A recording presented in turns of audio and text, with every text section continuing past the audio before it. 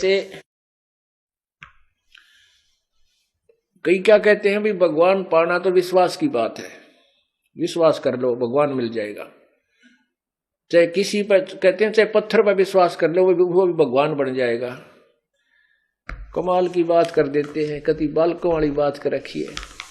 बात तो ठीक है, विश्वास बिना भक्ति नहीं हो सकती, विश्वास बिना भगवान नहीं मिल सकता, लेकिन विश्वास किस पर करना चाहिए।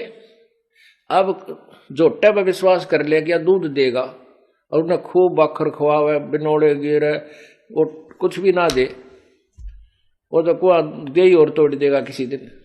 तो हमने भैंस लेनी पड़े या गाय लें और फिर वो नए दूध होगी हो ब्यागी हो, फिर उसको अच्छी तरह उसको खुराक खिलावा, चारा खिलावा, उसकी सेवा करे तो दूध वो देगी।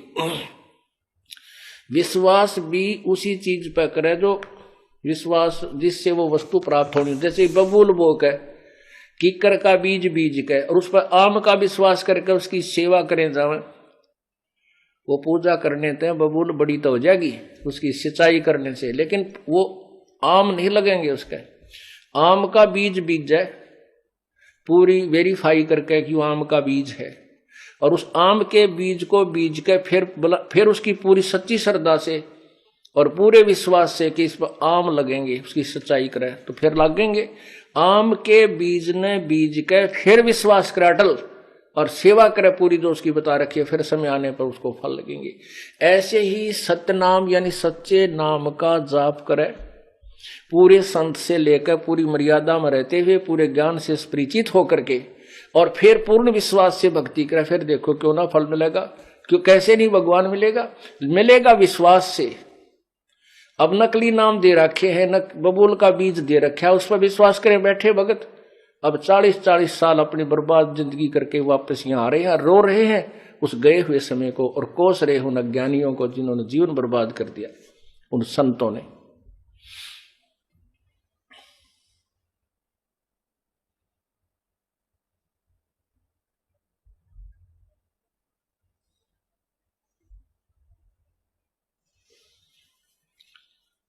संपट सिलाकू साहेब कहते चेतन सार चलावे हैं, अंधा जगत पुजारी जिसका दुनिया का मन भावे है।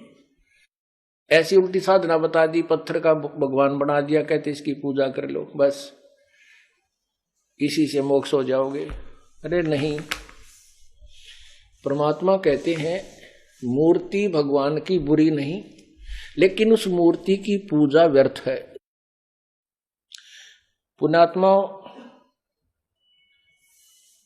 हम परमात्मा कबीर परमेश्वर जी क्या हमें बताना चाहते थे ये न तो हम समझ सके, और हम ने समझने की चेष्टा की तो हमारे नकली गुरुओं ने, धार्मिक गुरुओं ने परमात्मा क्या कहते थे उसके विपरीत उलट पुलट कह करके हमें भ्रमित कर दिया।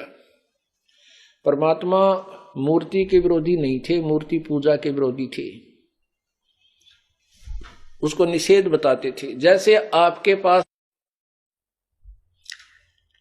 आम है, आम के फल या सेब के फल की आपके पास मूर्ति रखी है, और सेब की और आम की मूर्ति बनाने वाला कारीगर ऐसी बना देता है कि आदमी भ्रमित हो जाता है ये ओरिजिनल है या डुप्लीकेट।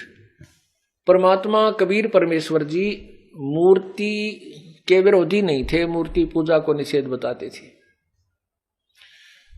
अब जैसे आपके पास आम के या सेब के फल की मूर्त रखी है पत्थर की,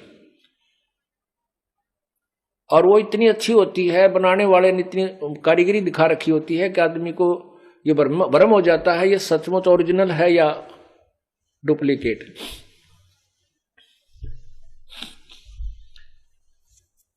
एक बार ये दास भिवानी स्टैंड रोड तक पे आम फल लेने गया, मेरे से पहले उस दुकान पे एक व्यक्ति खड़ा, वो कहने लगा भाई वो ऊपर वाले आम दे मुझे, वो ऊपर रखे, वो कॉलम से बना रखे थे उसने काट के ऊपर, सबसे ऊपर वाले मुझे नकली पत्थर के रखवा रखी सुंदर मूर्ति, और पूरा कॉलम भर रखा उनका, बहुत सुंदर।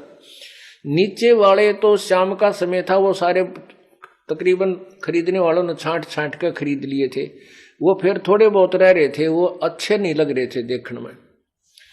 वो कह रहा अभी वो दे दे।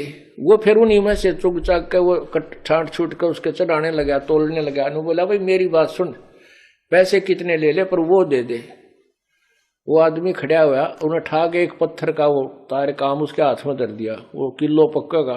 वो नो करे ने बोला यूं के। वो बोला भले मानस, यूं पत्थर के हैं ये तो केवल मूर्ति रखी है इनकी, और मेरे पास आम यही है, लेने हो तो ले ले। अब वो ऊपर वाले इतने अच्छे बना रखे थे, नीचे वाला ने फेल कर रहे थे जो ओरिजिनल को भी। तो पुण्यात्माओं, जैसे आपके पास वो आम के फल की पत्थर की मूर्ति रखी है, उस मूर्ति को देखने से आपको उस फल के गुणों का ज्ञान होगा और अंदर उसके पाने की प्रेरणा बनेगी। उसको खाने को के लिए मुंह में पानी आओगा। फिर आप सोचोगे भी कहाँ मिला है। आपको पता है जेब में पैसे होने चाहिए और बाजार में मिला है। आप पैसे लोगे और बाजार में जाओगे, आम कह करके खरीद लाओगे, आप खाओ। अब उस आम की मूर्ति में वो गुण नहीं है जो आम के फल में है। आम के फल की मूर्ति में गुण नहीं है जो आम के फल में ओरिजिनल में गुण है। वो फल जो मिट्टी पत्थर वाली है मूर्ति है, वो उसके गुणों से की प्रेरणा अवश्य देती है, उसके पाने की चाह उत्पन्न होती रहती है।